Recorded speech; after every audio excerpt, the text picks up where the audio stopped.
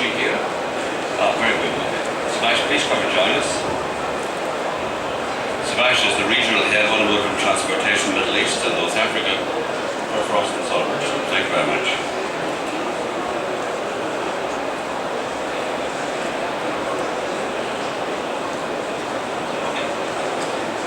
Hi, good morning. Good to see a lot of people in the academy this time. Yes, this year as a knowledge partner with Automechanica, we are focusing on commercial vehicles. So what we are going to do today, we will again keep focusing on the numbers, on the information around commercial vehicle, which starts from 3.5 ton GVW, gross vehicle weight, and goes up till the heavy commercial vehicle, which ranges into 48 GVW as well. So in today's presentation, we will put GCC as a reason, and then we will talk about what is happening in terms of sales review, what are the key mega trends which is driving the growth, how much is the UIO, units in operation, and what does it mean for the spare parts. And I think in the break or somewhere we'll have the question and answer session. So that the session which I love most. So starting with the presentation quickly. As we spoke about 4 key topics here. The sales review for 2014, past trends in last 5 years, and what is going to happen 5 years down the line by 2019, 2020, right? Talking about the key mega trends, I will quickly skip this section. Then we'll talk about the units in operation, UIO, going into the spare parts market at overall level, only dedicated for commercial vehicle, excluding tires and batteries, the components which are getting replaced in this market, and key takeaways.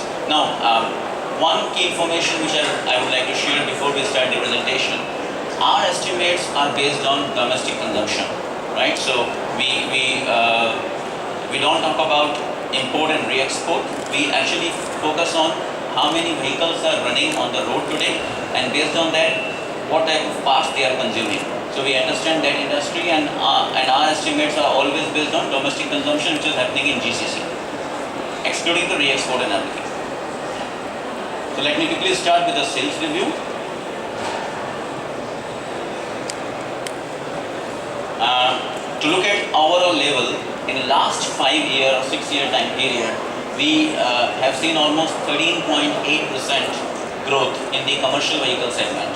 Now this is in passenger vehicle it was around 8%, so we can see how much strength the commercial vehicle category has, right?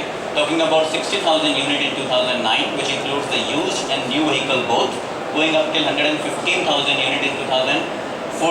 Again, talking about used and new, both the vehicles, because there is huge amount of used vehicle imports in the heavy vehicle category, especially in Saudi Arabia. So that is included here. We are talking about year-on-year 7% growth over 2013. Right? In 2015, we are expecting a little bit slowdown in the market. It will be more or less stagnant. But 2016 onwards, it again going to start picking up, right? And we'll see that in the further slides. Okay. Now, if you talk about the commercial vehicle as a whole, the new vehicle sales is 78%, whereas old vehicle imports is about 22%. In light commercial vehicle category, which is 3.5, which is 3 ton to 9 ton, this is the overall number, and this market is dominated by Japanese majors. Talk about Mitsubishi, talk about Isuzu, talk about Hino. These are the companies who dominate this market, and most of it are new trucks. There is very limited used truck imports in this category, right? But when we go to medium and heavy commercial category, put together, these are the numbers, but this market is highly dominated in the HCV category, which is 24 tons and above, used imports. In fact, 70%, 75% of Saudi heavy trucks market is used import from Europe, which are mainly Mercedes trucks, right? Let us talk about the breakup of total CV sales in LCV, MCV and HCV categories. So when we specifically talk about LCV, this is the market which is going to see major growth, and we will also talk about SCV segment, a small commercial vehicle, which is 1 ton to 3.5 ton, which is again a growing market in this area, right? MCV almost 15.4%, and HCV, which is further growing, especially in Saudi, Qatar and UAE, and 40 tons and above in Oman. because of the infrastructure projects which have recently been announced. So this segment is again growing. So this is the segment which is tractor trailer body segment, want to see the major growth in HCV category. When I talk about the overall CV market breakup in terms of trucks and buses, trucks we are talking about 74.5% in 2014 and buses is almost 25.5%, which includes the medium and heavy category both. In trucks there are almost 21,500 trucks which was used import in GCC. Getting into mega trends, I will quickly skip this section. Actually, I can spend some time on this.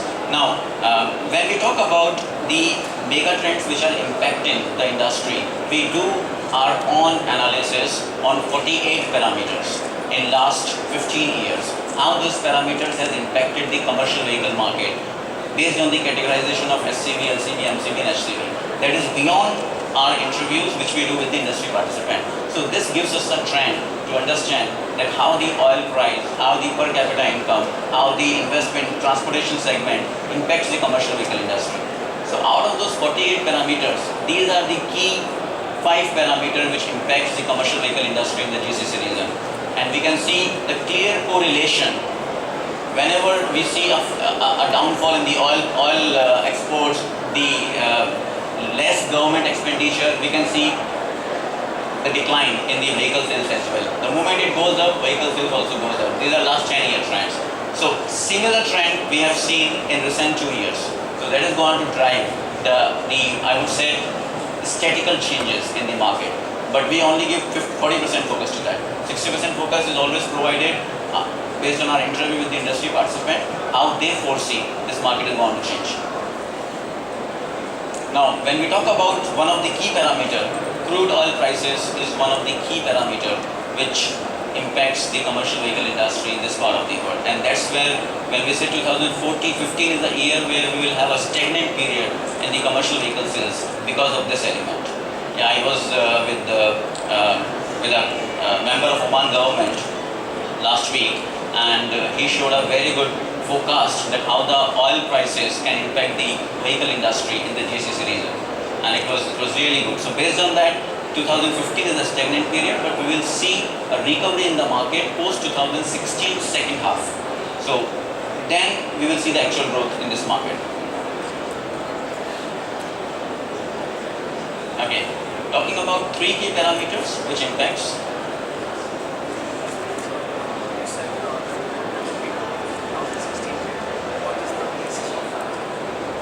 Okay, so now when we talk about the 2016, we can take a question in between, or? Yes. Sorry. Tell the audience the question. Yeah. So when we talk about 2016, we have already seen most of the factors, because if you talk about the tenders issued by the government, if you talk about the slowdown in the infrastructure spending right now, that is getting impacting the market in 2015. But when we talk about 2016 starting, most of these activities are again going to restart in 2016 starting, and there is a 6-month lag period when you actually start investing in the market. It's more to do with the budget, and it's more to do with the sentiment, investment sentiment of the investors.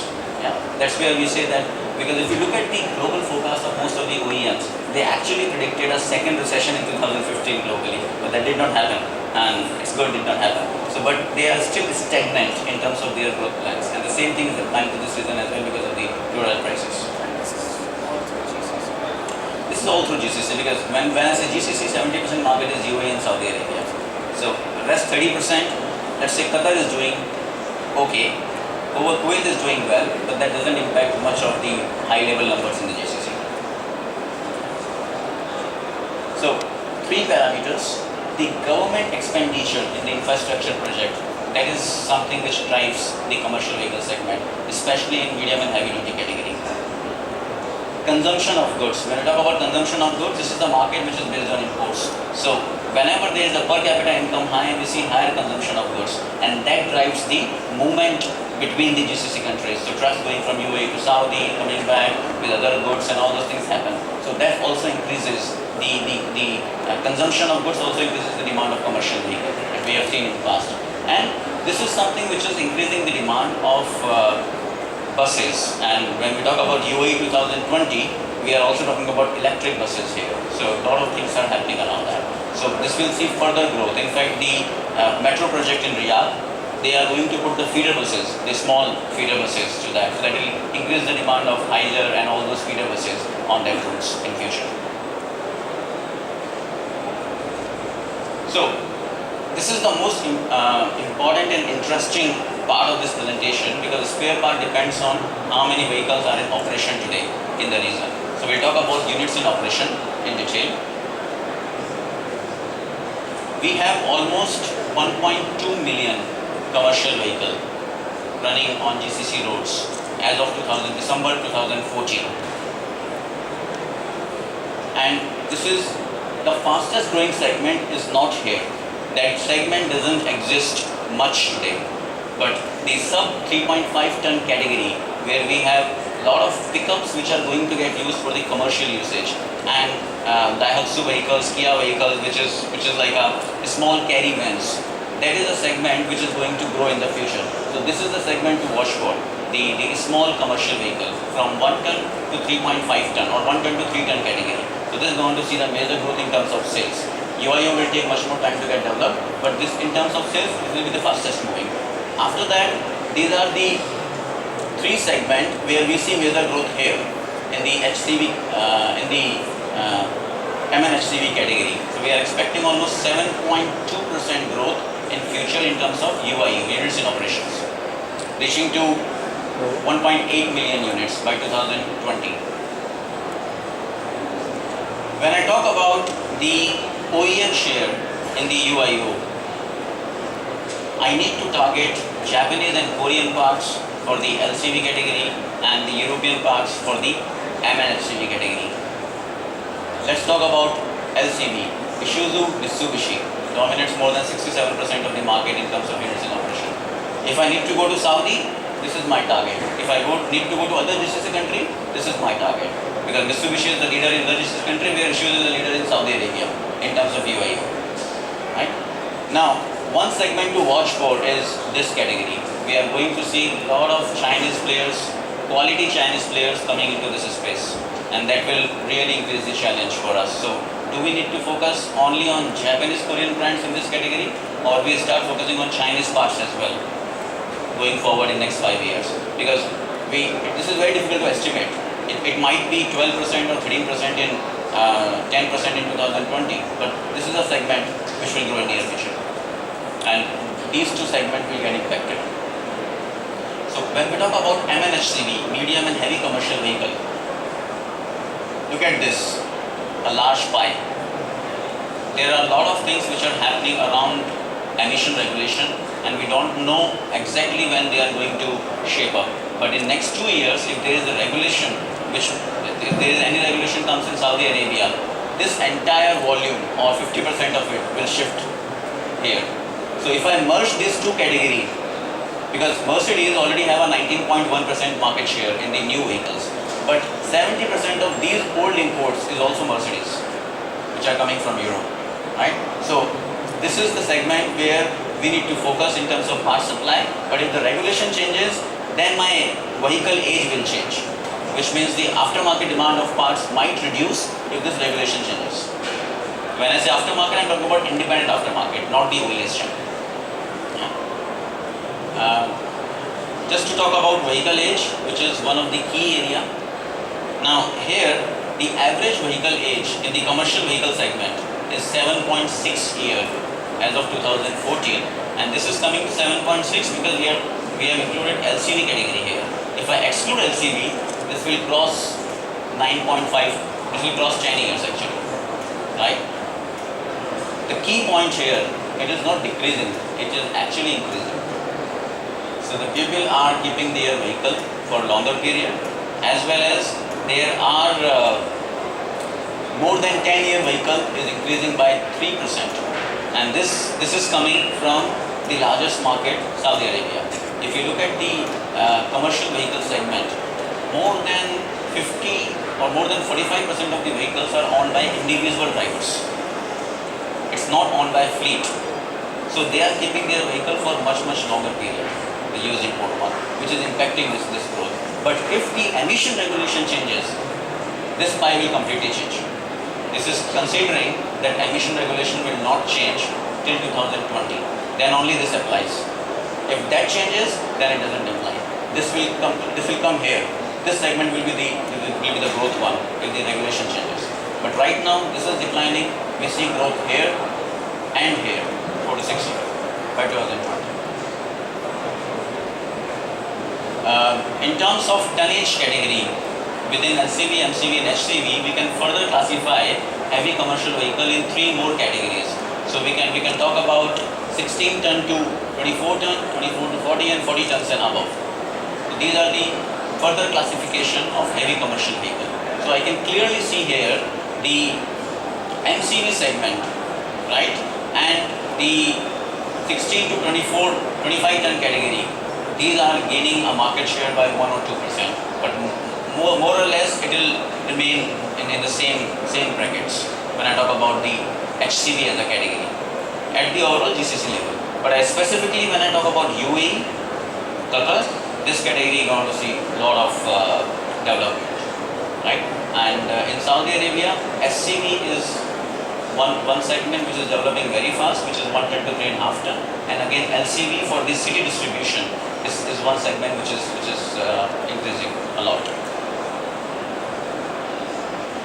To talk about fleets, now when I talk about LCV, 42% are drivers driven, driver owner category. Small fleet 30%. So this 72% plays a major role in my spare part distribution strategy. To whom I target? Should I target a fleet? In LCV, no, I cannot. I have to target those retailers who sell this component rather than targeting some of the fleet companies, because they will not give me my profitability, but my retailer can give me the profitability, right? So this LCV category is mainly dominated by small fleet and drivers owner, whereas in the HCV, I have 65% fleet owners. In UAE, it goes to 80%. In Kuwait, it goes to 80%. In Saudi, it comes down a little bit. It comes down to 58, 50, 59%. Right? So if I need to target the fleet owners, I have existing relation with them, this is a segment for me to target.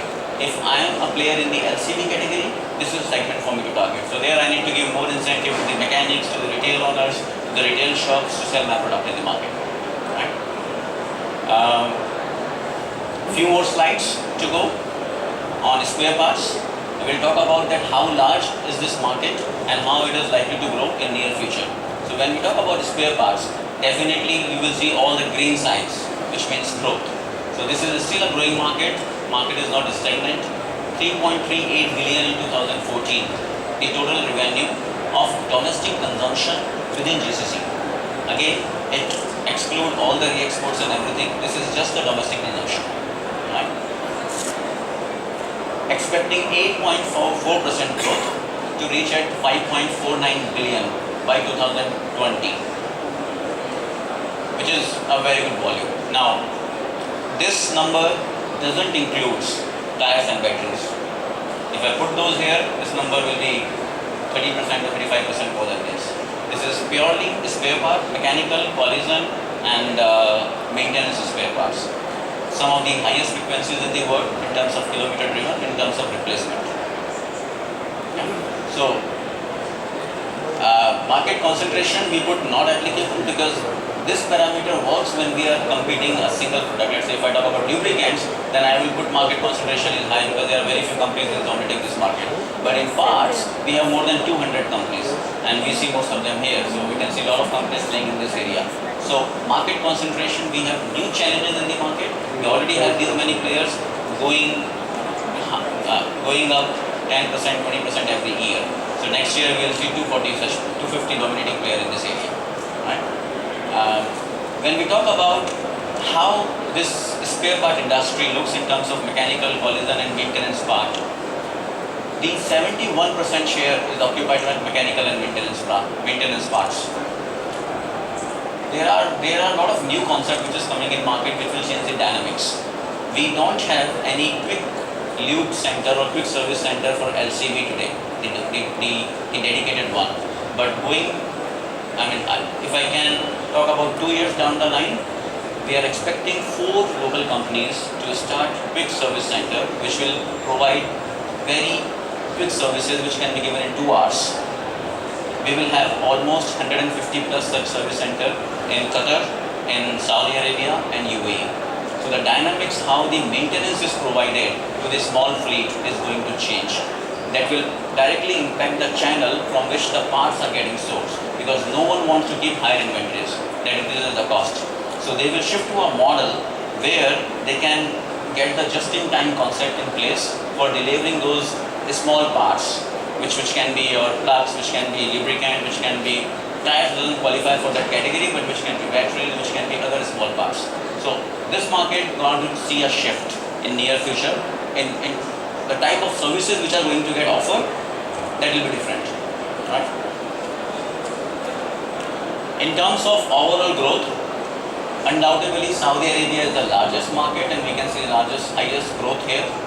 Then UAE is at number 2, and then we have the 4 countries in GCC, which is ROGCC. So these are the key markets in GCC, as we know. Saudi Arabia undoubtedly is the largest one. But one thing which we haven't included here is the North Africa. So when we talk about North Africa, the panel van in Morocco, the LCV in Algeria, that's the market to look forward. Panel van category in Morocco is growing at 25% every year. That's a category, if anyone is supplying parts to the panel vans and to LCV, that's a category to look for in Algeria and Morocco. Egypt is definitely down, but again, Jordan LCV market is again increasing a lot. So if anyone is focusing on Jordan, HCV will be stagnant, but LCV is something which is growing there as well. Starting with some of the channels which exist, right? Genuine parts which are supplied by Mercedes, by Volvo, by MAN qualifies to this category. Branded aftermarket parts like Bosch, Delphi, Denso, who are the OES supplier, but they sell their own parts. Other aftermarket parts which are not the OES supplier like LG and now, but they are directly supplying to the aftermarket. Now this is the category where we have,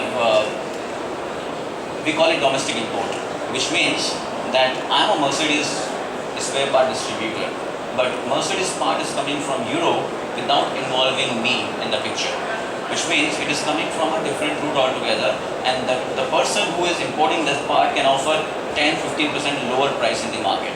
This market is growing rapidly, both in passenger vehicle, Mobis, Hyundai, Kia, Toyota, Mazda, they are struggling in the passenger vehicle side. Here again, LCV segment is struggling. Europeans are not struggling for this one. But if you are in LCV category, you will compete on prices with domestic imports, and price competition is very high in this category. The counterfeit, this market has gone up. Our estimate says 3 years back it was 18%. It has already gone up to 25%, and some of the estimates say it has gone more than 30% in this part of the world. This segment is again increasing, but pretty much limited to UAE and Saudi Arabia and Kuwait. We are not seen in other part of the region. Right. So these are the key categories. If I need to put some percentage on that, I can say this is almost 22% of the market, genuine parts. This already occupies about 30% of the market. These are the two main, and we see some changes in near future if the emission norms doesn't changes. This will rise further and this will come down. Where this segment, new Chinese, Taiwanese companies are coming into picture, this will further grow. So these are the two segments to look for in near future which will grow. And this segment gives a lot of price competition. So on what basis we will compete with them? It will be quality, it will be our distribution structure, it will be incentives to mechanics, it will be incentive to workshop. We have to decide that. On price, we cannot compete with these two categories. It's very difficult. Yeah. Just the key takeaways, and after that we can have the question answer Q&A session.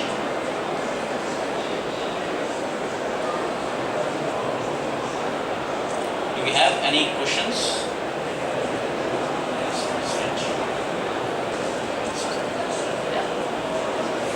very much. So, do we have any questions from the audience with regard to the presentation by Subhash? Question here. Shooting.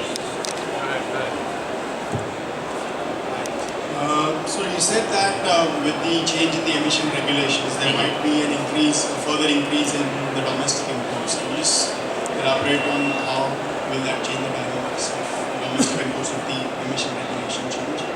No, domestic import will not be much impacted from the emission regulation. I'll tell you the reason behind it. Domestic imports are the genuine parts which are getting supplied in Europe, in US, and other parts of the world. But from a different route, I don't want to call it a legal route, but from a different route without involving the local distributor, it is coming into the market, right? Now we have a lot of sources available in Japan, in Korea, some part of the Europe. US companies are still secure, but because there are very limited sources in Canada and Mexico. But European company will face that problem in future. So the emission norm doesn't impact that market. If emission norms get changed, then they will get benefited 3 years down the line.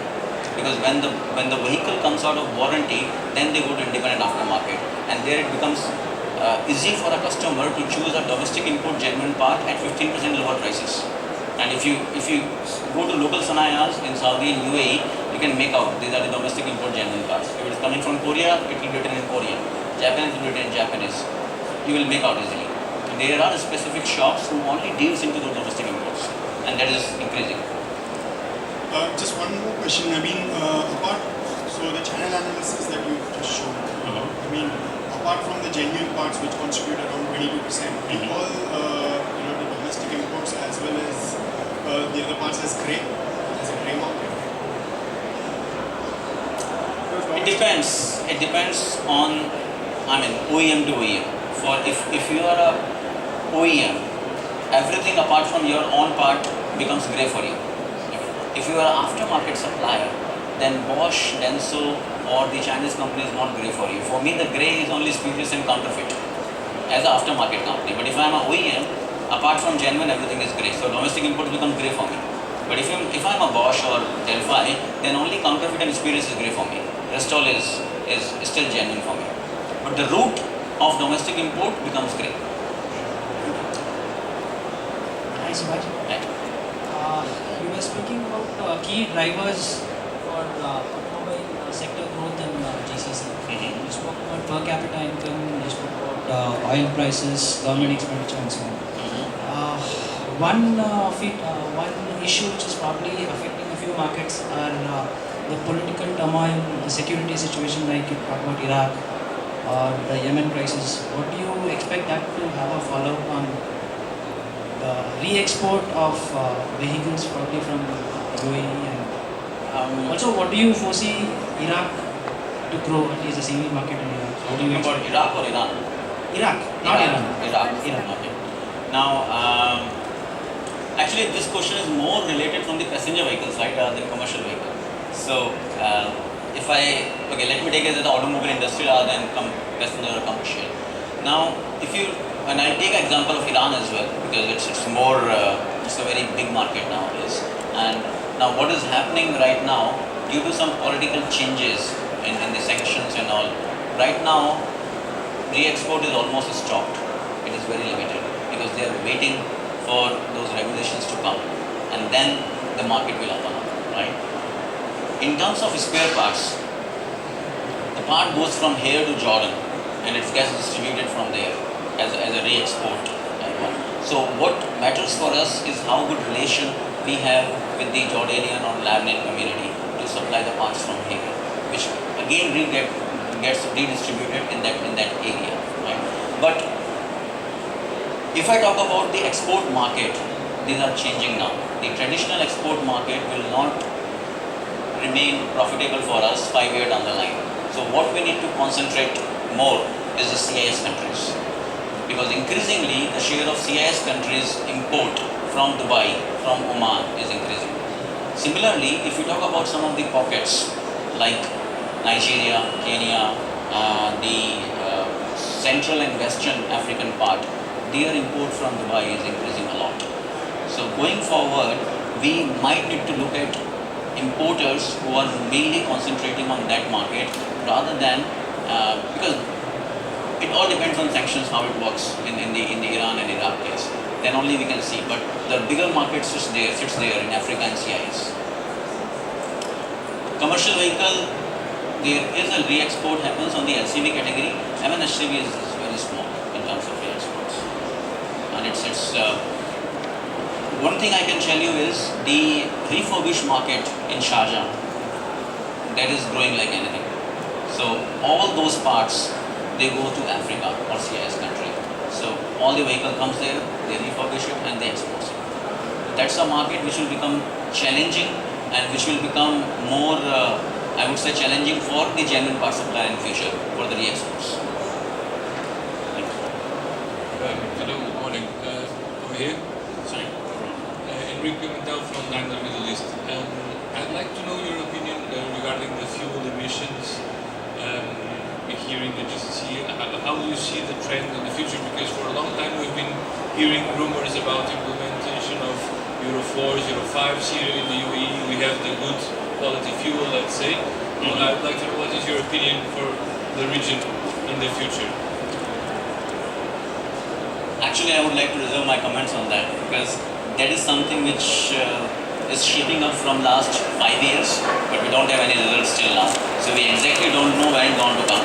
Still, government body says that 2018 is the time when we can see some of the regulation changes happening on the commercial vehicle side, but we don't know is it going to implement it or not.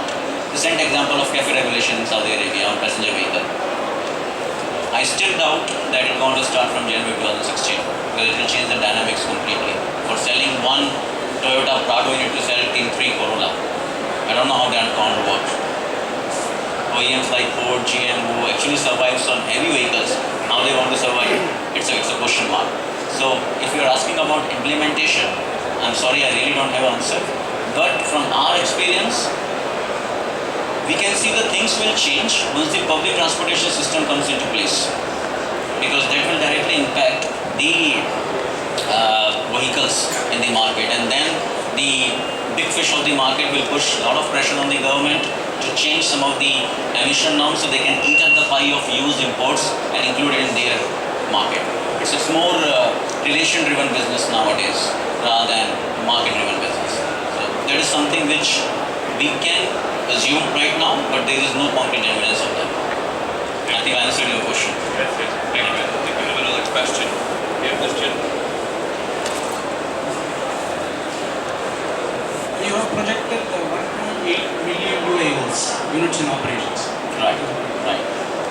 Sometimes during a downturn, many fleet owners do not use the vehicles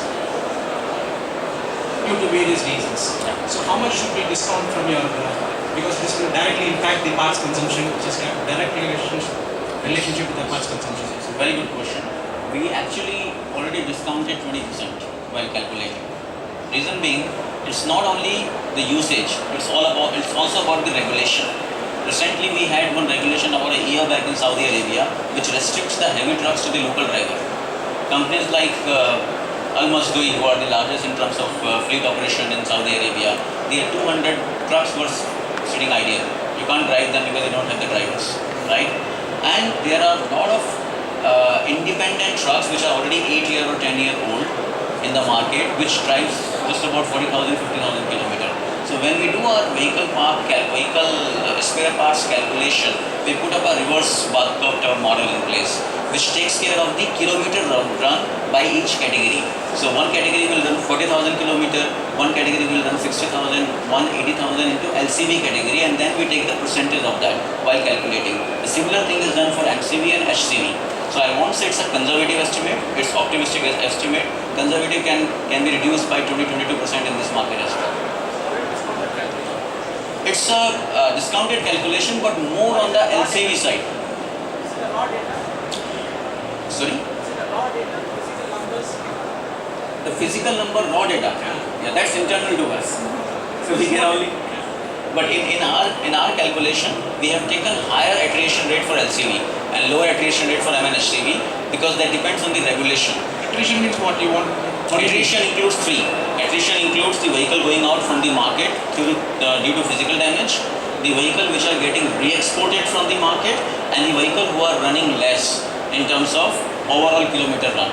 Because parts replacement depends on how much kilometer I run. So based on that we calculate it. So if I show you the back calculation, every part has a life cycle which gets linked with the kilometer run, and then it generates the model, and then it's put here.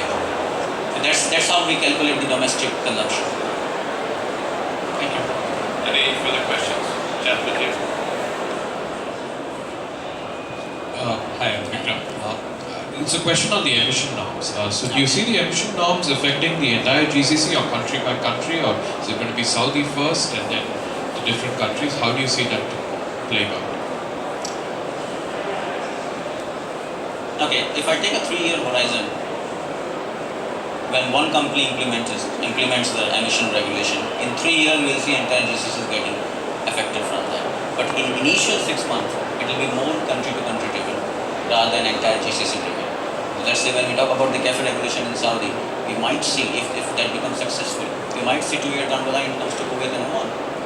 Because it's more a case study based decision which is taken in GCC rather than a following up decision. It's like if one country succeeds, then the other country will adopt it.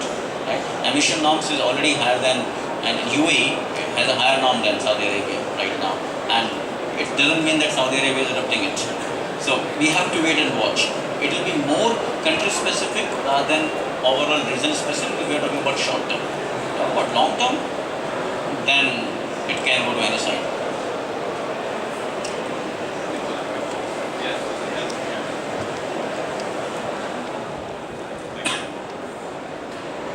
Subhash, first of all, thanks for your informative contribution. Question. Have you considered the rail network while forecasting the sales of the commercial vehicles in the region? Yes.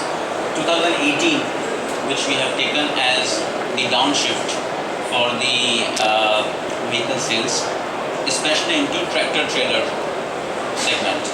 But that downturn is getting, I would say, equated by the 2020 and 2022 events in the market.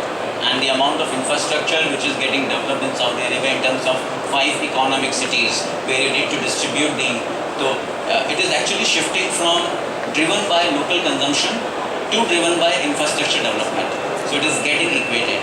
It is not that much impacting 2020, but after that, it's a longer period we can't presume right now, but we can see that might impact 2022 or 23. We'll actually see that impact coming down on the commercial vehicle, and market is becoming more stagnant. But for next 4-5 years, we can still see that it's going to. Any further questions? I think we have one from here. Yes, Jim. Fine. Thank you very much. I just would like to ask about the statistics I have seen about the commercial vehicles, light and medium and heavy. Is it possible that we get a breakdown by brand and by country? For example, in the UAE, let's say sold 60,000 units last year, light duty. Can we get this 60,000 units by brand, Mitsubishi, Isuzu, and so on? What particular country? Let's say most likely UAE, let's say. But Then we need to talk after the conference. Oh, okay. All right, thank you very much. Perfect. Thank you. Any more questions? I just have a couple. One, just to clarify the interesting point you made about independence now starting to become evident in this part of the world. How do you see that growth? Is that something significant to the future in terms of how parts and services will be delivered, or is it very much in the early stages? Sorry, I didn't get it. Independent quick fit service operators. Quick fit service operator. Now, okay, I would want to step beyond the commercial vehicle now when we talk about quick fit, because this concept is more applicable on the passenger vehicle side, but it is actually coming into LCV categories, which is up to 3.5 tons. Now, when we talk about, again I'm going back to Saudi Arabia because that is a key market, when we talk about the 4 key highways connecting Dammam, Jeddah, Riyadh and that particular corridor, the amount of breakdown you have in LCV is much higher than any other category, and there is no breakdown assistance which is provided, not on the petrol stations on those highways, right? So these kind of unscheduled maintenance, those are pushing local, and they see a lot of profitability in that, to put some service centers, which are quick service center on those locations, which applies to the commercial vehicle. But the city service center, in fact, Petromin, they are the leader in Saudi Arabia when it comes to the quick lube, and the amount of LCVs now they are getting in their service centers, it's really good. So there are groups from Saudi, from Qatar, from UAE who are evaluating this concept now, putting up proof of concepts in place, and based on that, they are going to limit themselves to 3.5 ton category as of now, but they are also trying to understand the feasibility if they can go to 9 ton and all those, and especially there are some groups in UAE who are doing it right now. So if 9 ton becomes feasible, then they will be targeting the petrol station on the highways to provide those services, and that's where the inventory cost has to go down to have the profitability. That's So the interesting. supplier needs to. That has a very positive impact also on road safety and maintenance, of course. Yes. And the other thing is, which is happening is e-commerce on batteries and tires business. So there are already 4 companies in UAE. They are offering 3 types of services. You buy online, come and pick it. You buy online, go to service center and change it. You buy online, we'll come and fit it at your home, at your office. That is going to be more evident in future. In across, again, the limitation will be LCV. It won't go beyond that. Very interesting. So that's how it's changing. Okay. Subhash, thank you very much for a very interesting and informative presentation. As you can see from the participation from the audience, everyone enjoyed it. It's very interesting. Please show your appreciation through.